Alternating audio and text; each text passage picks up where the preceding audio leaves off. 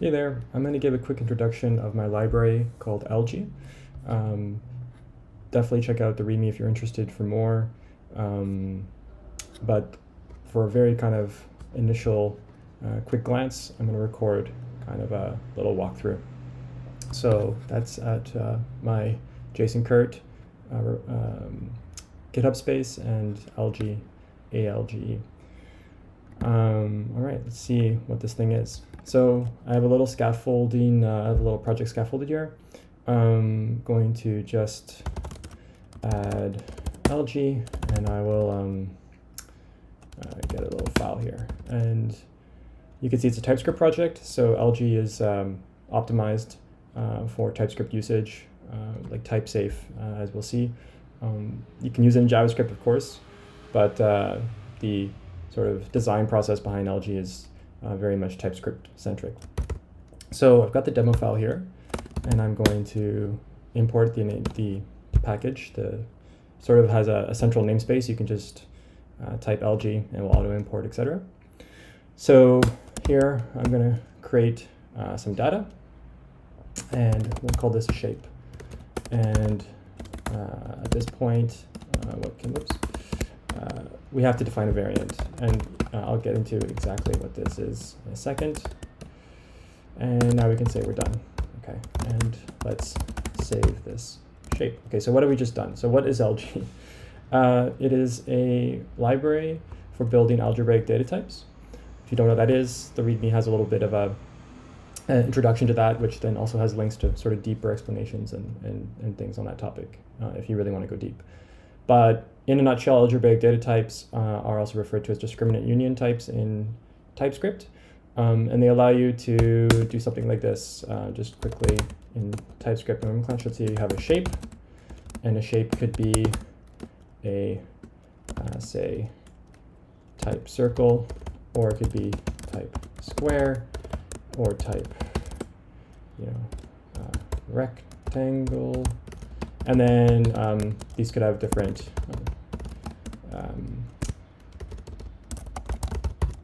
properties, right? So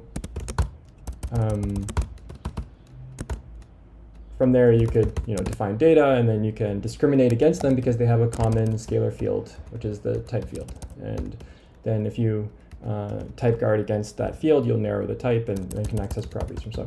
So this is sort of at the type level, but what Alge is doing is making these patterns very easy to use across the runtime and the type level, sorry, the term level, which is your runtime, and the type level, which is TypeScript. So it sort of unifies that into kind of a coherent API. So let's see how that's done. As you can see here, maybe I'll keep this around just to kind of keep the familiar kind of TypeScript version there. So in here, you see we have a shape, we have a variant called circle, and we have the possibility to define more variants. So let's define a square. And let's define one more variant, which will be the, let's say, rectangle. Let's go. Okay. So what that gives us is, this is called the builder API. And so the builder API is how we define an ADT. So the ADT here is actually shape. Shape is the output here of the builder, and shape is both, yes, the ADT, but in the sort of terminology of Alge, it's a controller. So it has a different API. So you can already see that API here. It has circle, rectangle, and square. These are namespaces. And it has some utility functions and things that we'll get to in a second. And actually it has additional utility functions and things on the actual namespaces themselves. Okay, so what is all this stuff? So I can, from shape, let's say I want to create a circle. And I can just come here, circle, shape, access my circle namespace, create, and what's going on there? Missing the autocomplete, not sure why, but we know, not missing any autocomplete, we don't have any properties. So there we go. So we can create a circle. If we hover over that, you see that we've got this. It's basically right. It's a it's a record that has no properties, but there's always in the ADT space this sort of base discriminant property, which is _tag, and that's taken care of for you by Alge. But otherwise, circle has no properties yet. Let's change that though. So when we define our ADT up here, right, the whole point of the ADT is that each member in the ADT would have some kind of differing properties. So let's say a circle, right? So we're going to have a radius. Now to specify the schema, variant schema, we're going to chain that, and we're going to say that has a radius.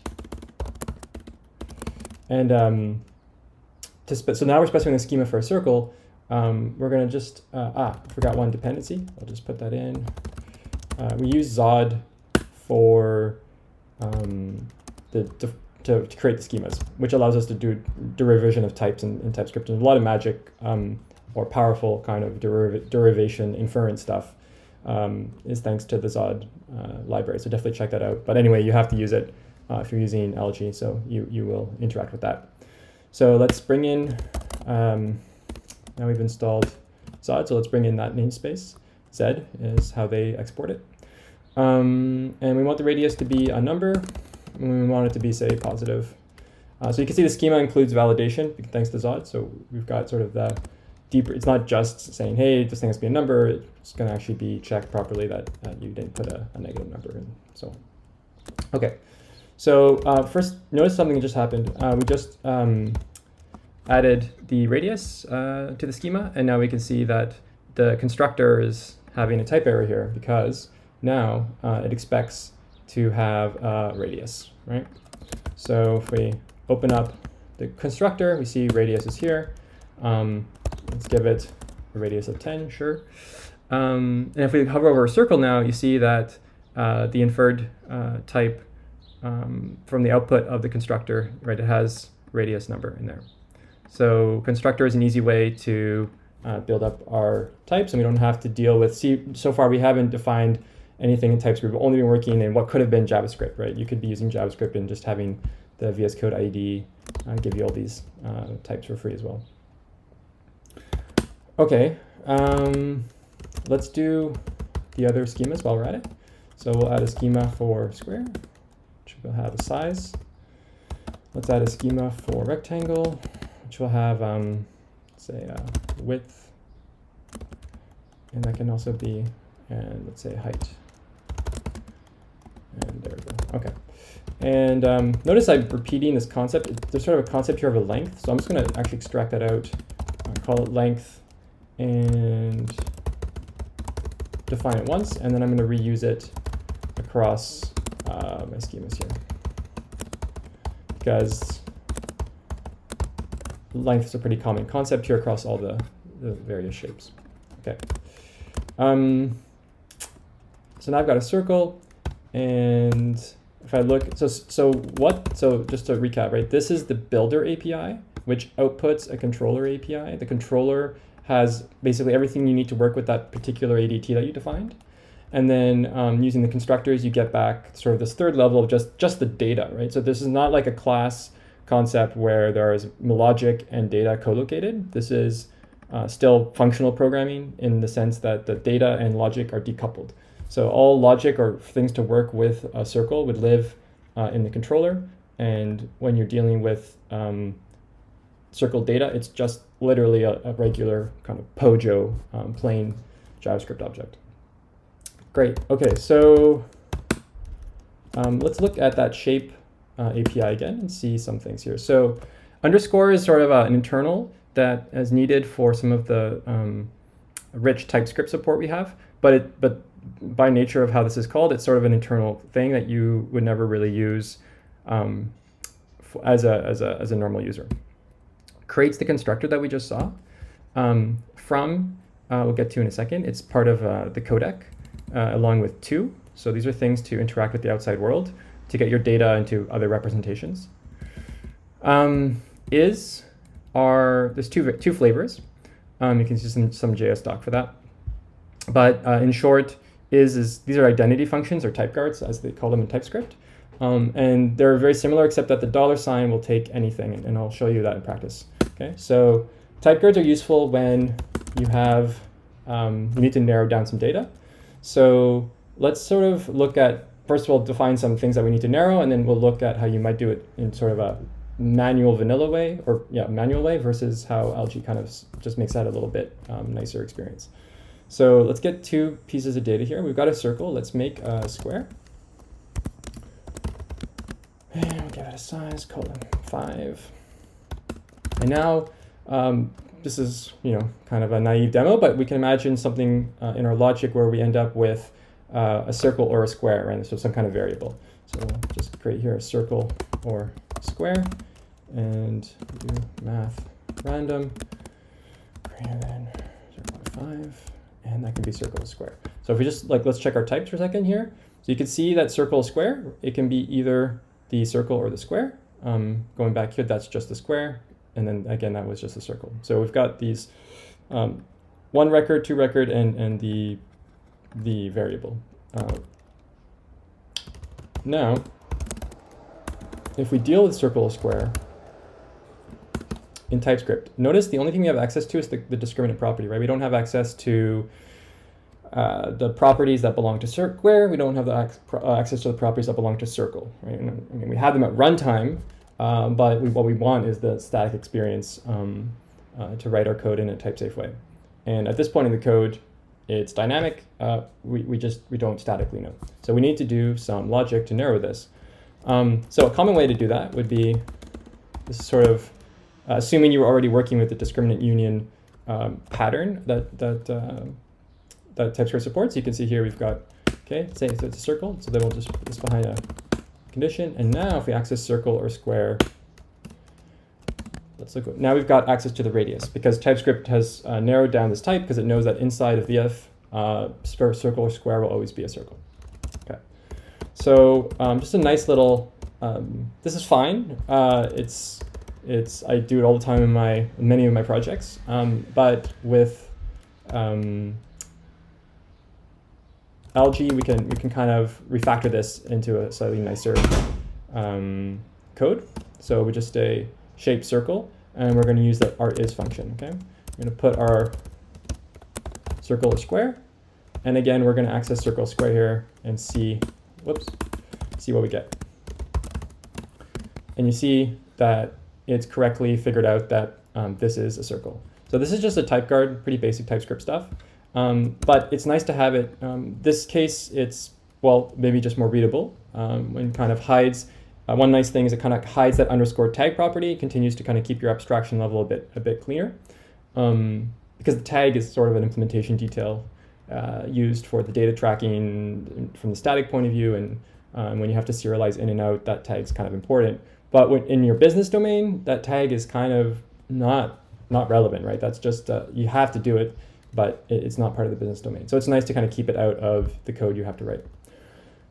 So that already is maybe a motivation. But another nice thing about the type guard, right, is you can start to shape.circle.is. Oops.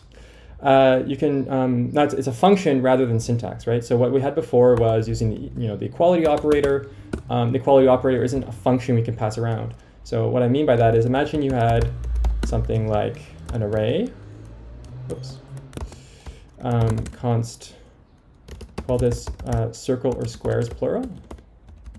And let's look at the type for that. And yep, so it's an array. And right, we want to map over that. We want to map over that, but let's say we want to map into some list and we only care about circles, right? So we want to access circle ideally, but what's the problem? The problem is, again, the same problem as before, right? We haven't discriminated this thing, but we want the circle. So what you would do is a filter, or what you would probably do. And at this point in the filter, you still have the circle or square. But what you can do here is pass the shape there, right? Pass this back. Now, that hasn't been enough for TypeScript to figure this out, but at runtime now this should be just a circle. So what you typically do for that is you would say say, if you know, like you as a developer, you know that this is a type guard function. So you say circle or square is, and now something interesting is, so we can kind of show two concepts here. Actually, we'll get to this one in a second, but you can see here you'd have to put the type, or you have to say it's the circle. We don't have access to a type that we can reference yet. Alge gives us that, and I'll show that in a second. But just to complete this example about the filter and getting that to work, comment this out, and we're going to redo it in a way that satisfies TypeScript. So we already have a type guard, so we don't need to create a new function for that. We just have to take our shape circle is and just plug that right into the filter function composition, right? Boom. And here, now, you see that the map, because it comes after the filter, and because circle is a TypeScript type predicate function, or rather type guard function, we see that the map is getting the has gotten the type narrowed, and that's exactly what we wanted. And we don't have to write any boilerplate for that. Shape Alge gives us for this, right? And so while when you look at an if condition, you say, well, okay, that is not giving me too much benefit depending on your opinion on sort of code style. I think when you look at something like this, you actually now you're getting to a point where you actually you just don't have to write this sort of boilerplate anonymous function in a filter. You can pass this into higher order functions and so on and so on. So like having the type guard is going to be something in your toolkit that is going to be give you leverage as you write more code and more complex code and so on and so on. All right. So that's the sort of the type guard. One more thing about the sort of the type guard stuff and the identity utility function from Alge is we talked about this is $. So what's the difference? The difference is in the sort of, it's just in the types. So if you look at here, if you look at the input, right, it will take any unknown value. Okay, it will take an unknown value. If you look at is, the value it will take is only things that belong to the ADT, or basically the ADT, right? So it takes a union of all the variants we defined. So there are cases in your code where you might be dealing with something quite external, some kind of input from the outside world, or for whatever reason anyway, you have some variable and it hasn't been tracked as coming from the ADT, right? So what am I, right? And is just going to accept literally anything, and if it passes the type guard, well, let's make a variable here first, something.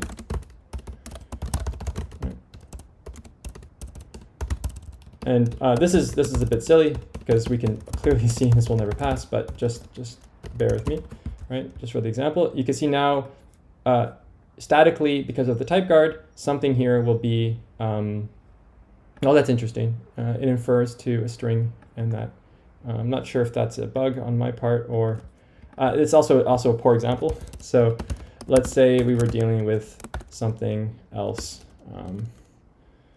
A1, B2, it's in here. Okay, that's interesting. I'll take a look at that because maybe that's not quite the right result. And if I type here, we get access to it. So that's interesting. That might be actually desirable. I'm not sure.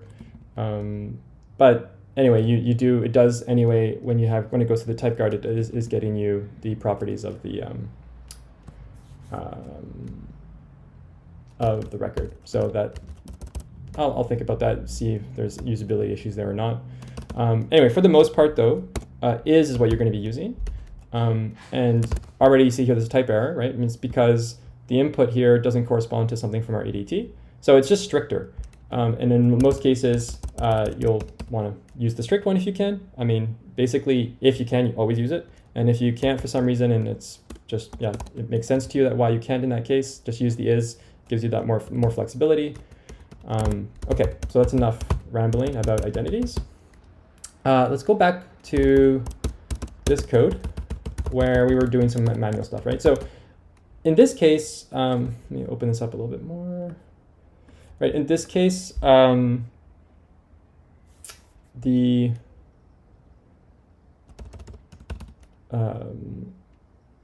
in this case, we have a type guard we could already pass here, as I showed to you, and it's just clean, right? But imagine there's some other case of code where it's not a type guard case, whatever, and the point is that we need to reference the static type because we're writing some new code, right? This could happen if you or for instance, writing your own function, right? So my do something, right? And it's going to do something. And you, in here, you want it to say, take a circle, okay? And, oh, okay, how do you do that? How do you say, take a circle, right? And we'll just actually stick with that example. It's a bit more straightforward, okay? So you've got your function and you want to reference the type. So how we're going to do that is via something called a type utility from Alge called infer. So typically, so in TypeScript you can overload, well, you can have, it has a different namespace, right? So what that means is up here we defined our ADT called shape. Well, I can define a type called shape as well, the exact same identifier, but it's in a different, right? It's a different namespace because it's a different level. This is the type level, and here it's the term level at the runtime. So I've got shape also at the now type level. And what I'm going to use here is Alge, and I'm going to take, use the infer, and I'm going to bring the term up to the type level and say type of shape. And so this type of shape, right, it's not recursive. It's type of brings terms defined up here to the type level. So we end up with now the type, there it is, getting all of the nitty-gritty detail schema stuff from our runtime definition of our ADT, which is really great. So there's a couple of details here to kind of parse apart. It's also a big enough type that you actually can't see it all here in the autocomplete. So let's just tease this apart. Okay, so what it infers to is an object with 3 properties. 4, sorry. There's always a star property, and I'll talk about that in a second. And then there's a property for every single variant. Okay, and then so you can see here the type for every single variant inferred is just, it's got the, it's got all the properties and the schema, et cetera, and it's got the tag that's built in.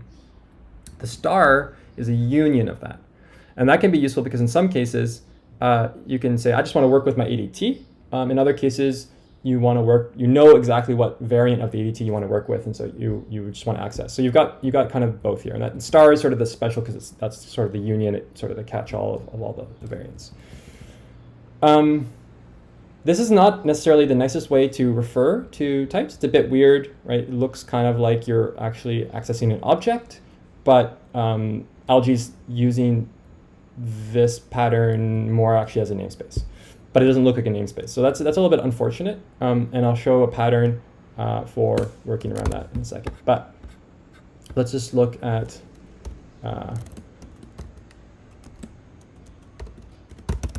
usage first. So here, going back to our function, now we can just type shape, and we can say, oh, okay, we definitely want to work with a circle. You might not have another function, right, where you just say, like I said, you want to work with ADT. Here, just put star.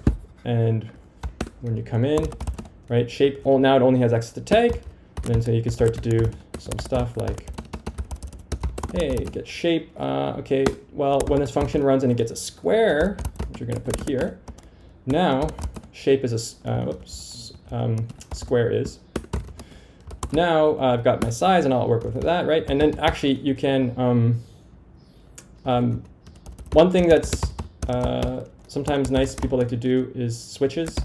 If you're into that, you won't get as much help from the predicate functions here, but because that tag is still there, that is totally going to work. So look, here's an example. We got case, circle, right? And then here we're going to do return did stuff with circle and access the radius. Case rectangle, right? Did stuff with rectangle, and we can access something from there. Case square, and same thing, did stuff with square. Got the size, and the default, what should happen here is you should see that shape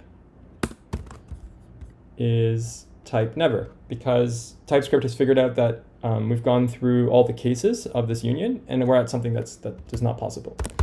There's some utility functions that are convenient here. You can, typically what I would do is throw is like some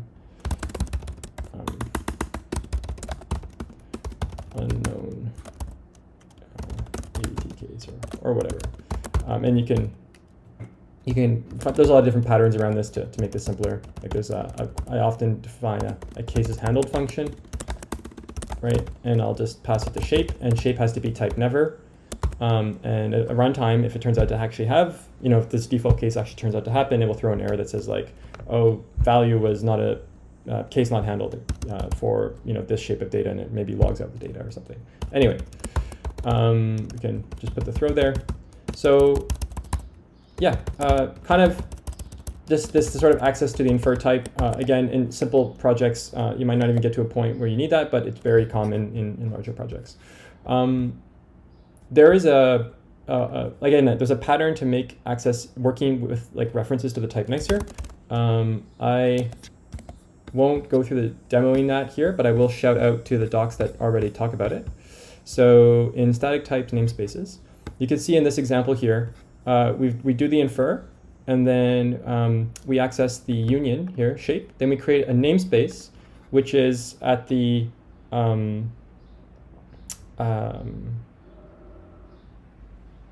runtime level.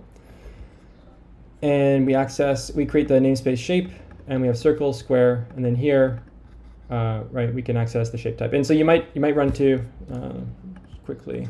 Actually, get this code for a second, because there will be, whoops. I think there will be, right, a conflict in namespace. Oops. Type. Right, is shape.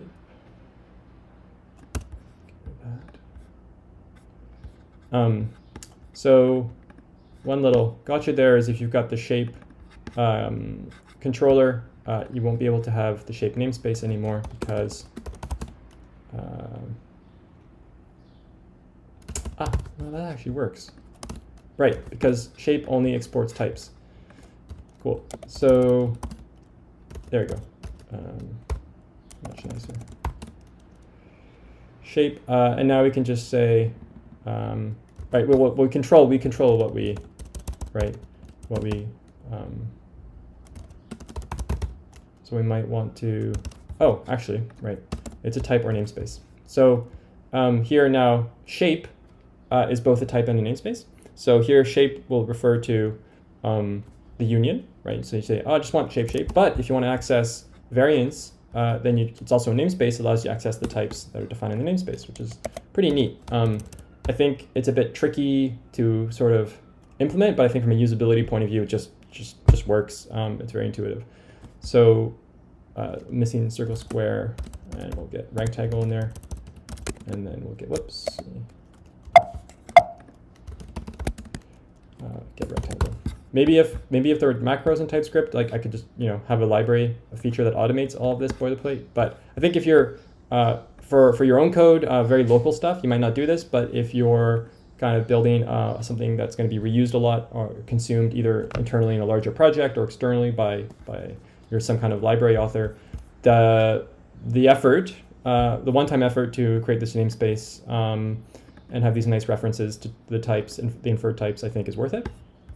So yeah, and then there's our rectangle, right?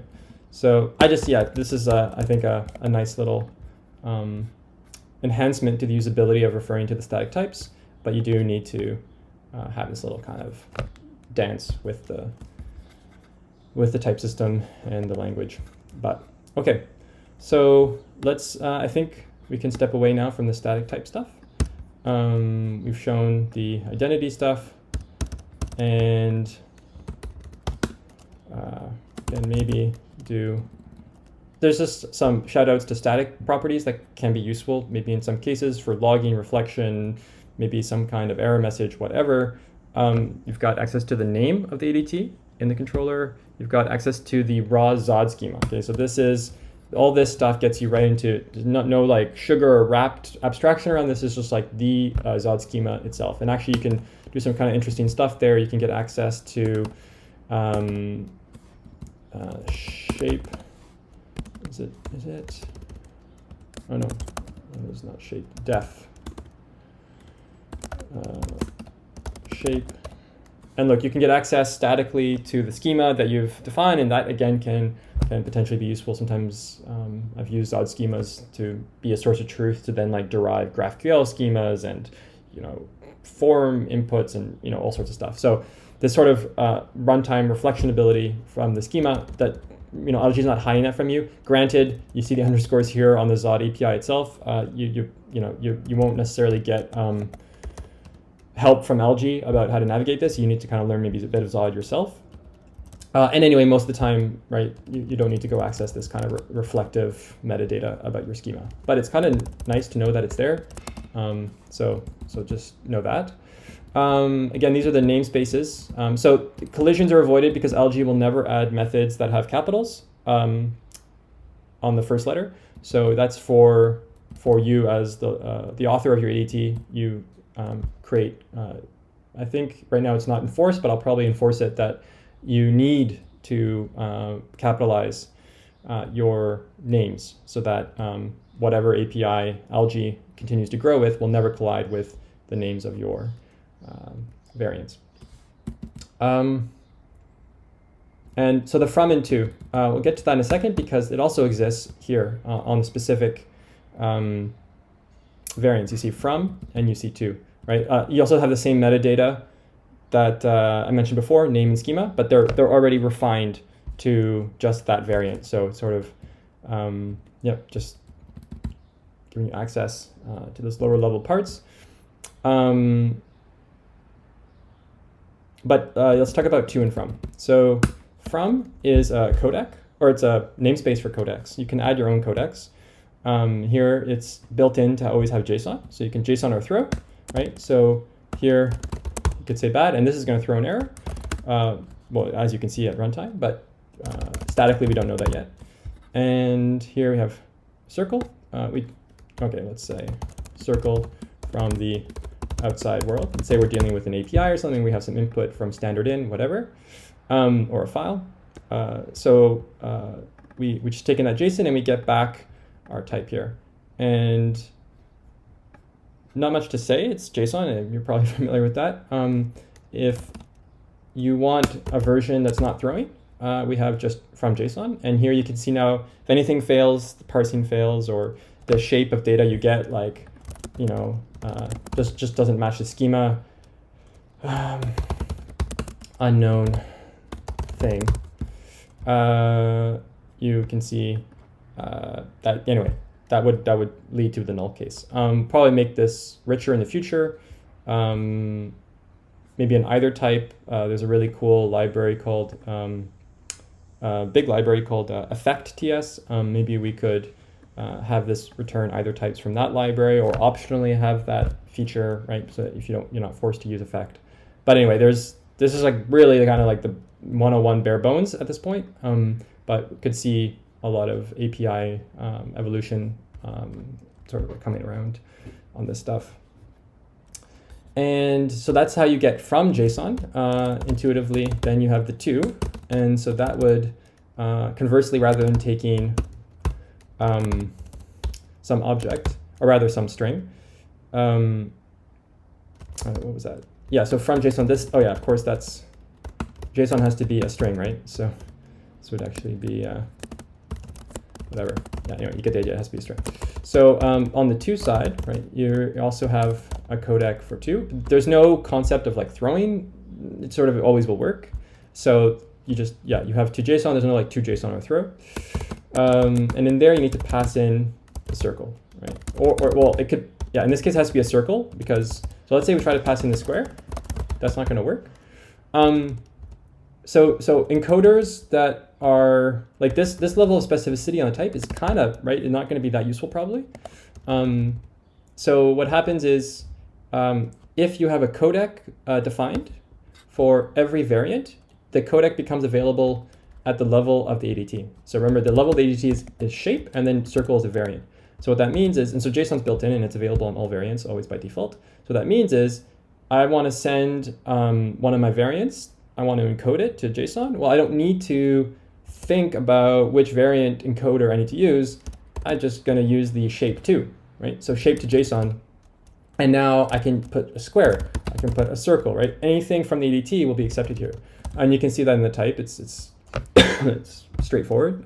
The parameter ADT and it takes in any member of itself. Whereas if you go back to circle, that is constrained now to just accepting circle, and it would be the same if you looked at square, right? So for overall API symmetry and consistency, these encoders are available like this, but JSON as it stands will probably usually be used from the point of view of the ADT level rather than a specific variant. But for some reason, if you have some code that is very particular, and then just more of a style thing, you could access it like that.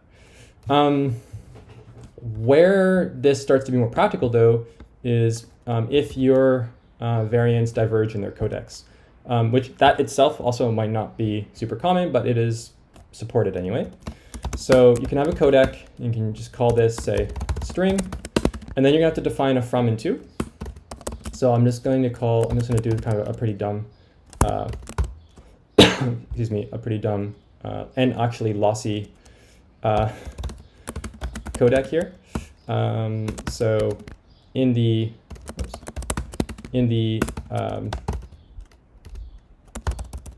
or here, yeah, I'm going to keep this dumb and simple. I'm not going to try to do anything fancy, but just to give you the idea. So you have a codec here. You have to give the codec a name.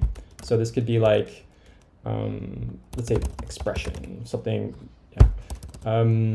Then you have to sort of implement the codec, and you have to be able to receive it, right? You have to be able to you have to have a decoder, so take things from the outside world, and you have to have an encoder to put things into the outside world. So we call that from to. And there is a right. So I got these backwards. From to is the outside world, so that's when we make it into a string, and then from is when you have to take it from the outside world. So here you're always going to get a string here in the input. So this will be from will receive whatever the external world gave, or what you took from the external world, and then here you have to figure out how to turn that into your data type. And then conversely, too, we'll always take your variant. So here we're in a circle, right? So you could just put circle as the name. So it will always take a circle, and then you have to figure out how to express that in this codec's stringified form. Put a comma there. Right. So to is takes the variant, outputs a string. From is takes a string, outputs the variant data. Okay. So we're just gonna show you first of all. So first of all, I've got a codec defined now for circle. So if I come over here, if I look, you can see I've got this expression, right? Still kind of a bad name. Let's call that codec simple. Still probably a bad name, but so we have two JSON or two simple, right? And so two simple, it still accepts circles, but if you try to pass a square, right, it's not going to work because it's of course an encoder on the circle. And if you try to access simple from the ADT, it's also not available there, right? It's just JSON because not every variant in the ADT has defined simple. And we'll do that shortly. The codec for circle, the decoders on circle, you can see there's simple or simple or throw, right? So we get the throw derived. It's just something you get for free. And here we can put in circle, and we would get back, right? So of course, our decoder makes no sense because we apparently will always return a circle with a radius of 5, right? So it's super dumb. In practice, you would output something that is not lossy, and you would take it in and then find out how to reconstruct that. So just showing you kind of more the API side of the codecs, not a real useful codec there. One more thing about the API side is, as I said, if all the variants define codecs, you get that at the ADT level automatically. So I'll just quickly show that. Right, so the codecs are sensitive to the variants they're on. So square, of course, doesn't take a radius. I've got to put a size there. What is it? Okay, so rectangle, I've got to put two things there, height, width, 10, okay. And it's important that the codec name's the same across all variants for this, what I'm about to show working. So now, if I bring shape from simple, right? So there you go. So on the ADT level for decoders, I've got now simple as well as JSON. And for encoders, I've got simple and JSON again. Of course, that raises some questions, and that's documented. But so how, like, basically on the decode side, right? So when you're doing shape from simple, oops, what this does is going to run through all the decoders one by one of your variants, and the order is as you've defined them. So if you define circle first, it will run the decoder of circle first, so on and so on. And the first decoder in your ADT to return non-null, so sort of basically successfully decode, becomes what the value is here. And so one interesting thing too is when you have a ADT level decoder, right, you see that the return value is a union because and it's also potentially null because this is not simple or throw, it's simple, right? And so this is a union of, this you're taking from something from the outside world, and it could be any variant of your ADT. And so the type reflects that. If you were to work with a specific decoder from a specific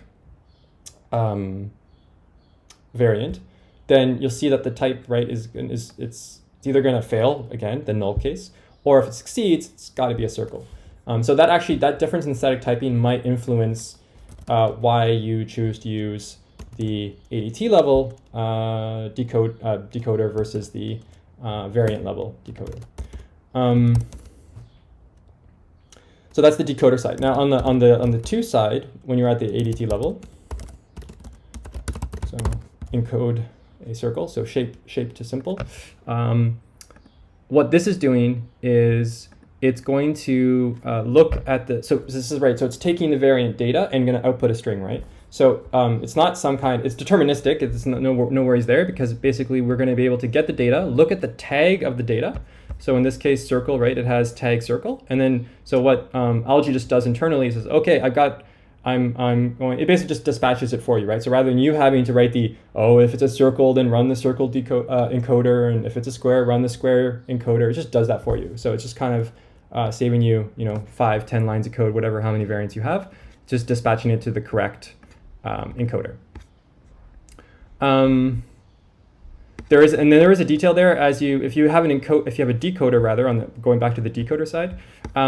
If you have a representation of your data, which upon decoding could look like two variants kind of overlap in how an external representation looks. If it looks like it could be one of two variants, that's going to be a problem, because then it's basically you might have serialized, say, a square, and then your representation upon decoding runs the circle first, and then just happens to become a circle because your decoder, right, logic says, oh, this looks like a circle, but actually it was supposed to have been. So generally, that's an implementation on you to just make sure that your codecs between the variants are somehow never going to kind of collide or whatnot. There's a couple other things about codecs that you can just read in the docs.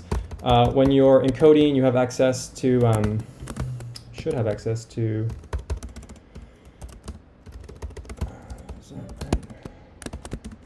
Yeah. So when you're decoding, you have access to we call this parameter. If you were to give it a name, I call it the context. And so in the context, you have access to the name of the variant, and you have access to the schema of the variant.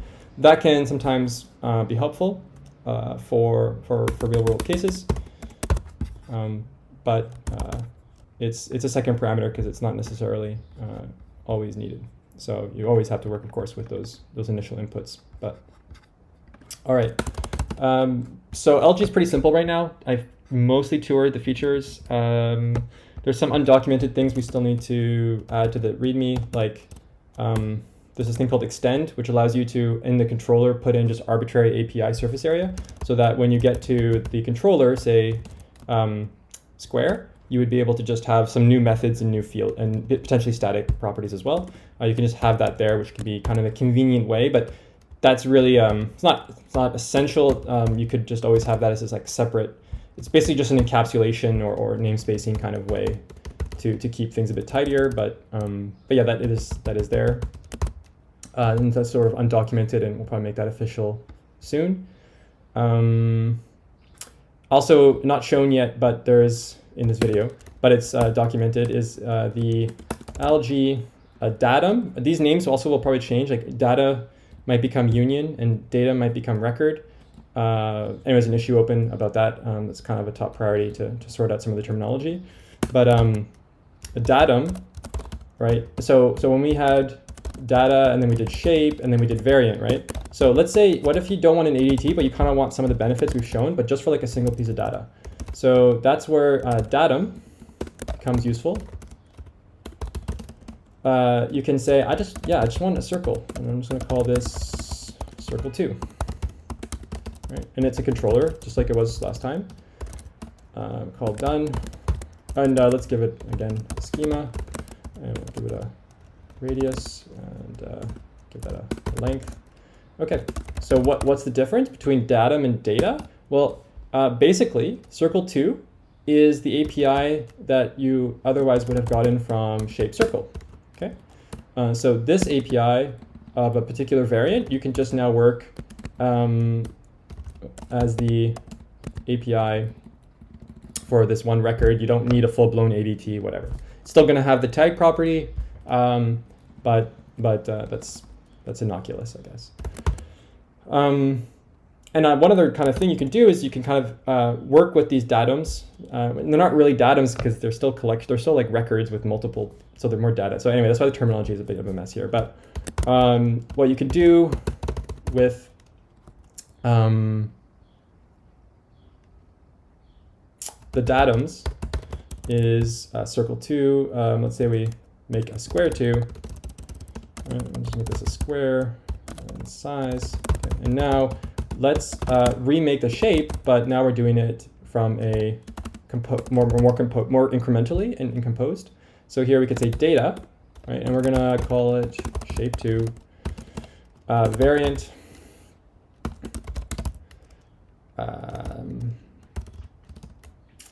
Right, so instead of creating the variant like that, we're just going to actually call it, we're going to compose circle into here. Variant square 2. So circle 2. What's the problem there? Am I blind? Yeah, that's my dyslexia. Circle 2. Okay.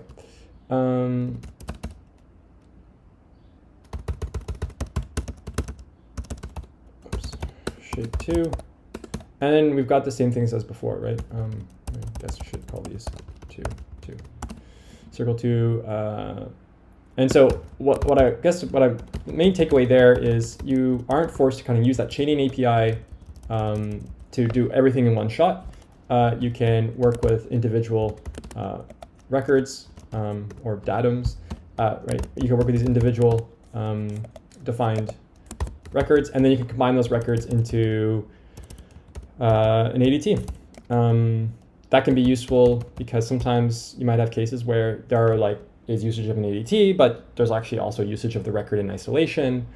And you just might want to skin that cat, so to speak, in different ways. Because going back to shape, right? Like you could get at the individual record also and just make a variable for that, right? Call that circle and just get access there. Like you've just you kind of work the opposite, right? You started with the ADT and now you've just pulled out just that individual record, and then you can work with circle as an API, right? Without any kind of, that controller has no, kind of detached it from the ADT, and any consumer of circle directly doesn't really, know about the fact that circle actually comes from a shape with rectangles and so on. So just some more I would kind kind of think of this as clay, right? With like ways for you to massage and manipulate according to sort of the usage patterns and standards or cases and whatever style in your code base.